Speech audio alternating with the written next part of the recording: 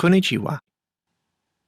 Amongst all the classic characters that have been getting new toys, Hasbro held a poll for the first fan-built Transformer in 2013, which would see release in Generations. Fans could decide on the faction, gender, alternate mode, colour scheme, and so on and so forth, and we ended up with Windblade. She got her own mini-comic series in 2014, with a sequel currently in the works, though the figure's actually packed with Chapter 8 of Dark Cybertron. I'm guessing Hasbro weren't willing to sell just one part of a comic series that buyers couldn't complete. Through collecting the toys anyway. The vehicle mode is a VTOL jet. Very refreshing in that most fembots, throughout the last decade or so, have been two-wheelers. Not that there's anything wrong with that. On the whole, this mode generally looks decent, if a little plain. Though two things that certainly catch the eye are Windblade's boots resting on top of what would be the engines.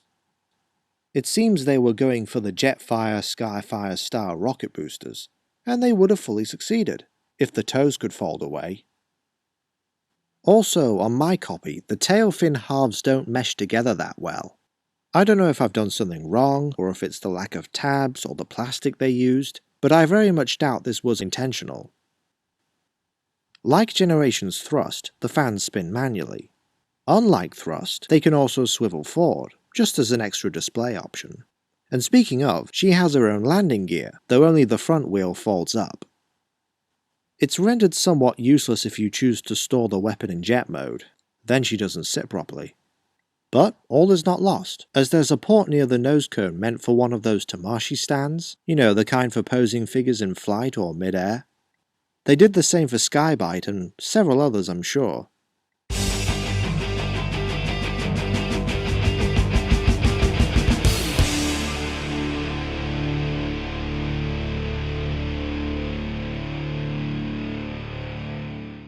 Every now and then, Hasbro love to throw in a little Japanese culture into these figures. Almost every drift has some samurai motif going on, and Windblade's head is said to evoke the hairstyle worn by the Onabugeisha, a type of female warrior from Japan. The paint on the face, however, resembles kabuki makeup. And even though it doesn't look it, her headdress is removable and can be held like a fan. All this, by the way, wasn't part of the poll. As you've no doubt guessed, Takara released their own comic-accurate Windblade about a month or so ago. The actual colours are the same, just used in different amounts. Though I'll admit, all that red livens things up in jet mode. Windblade's signature weapon is the Stormfall Sword. The blade has a nice gradient effect from purple to colourless, and there's also this little turbine built into the guard.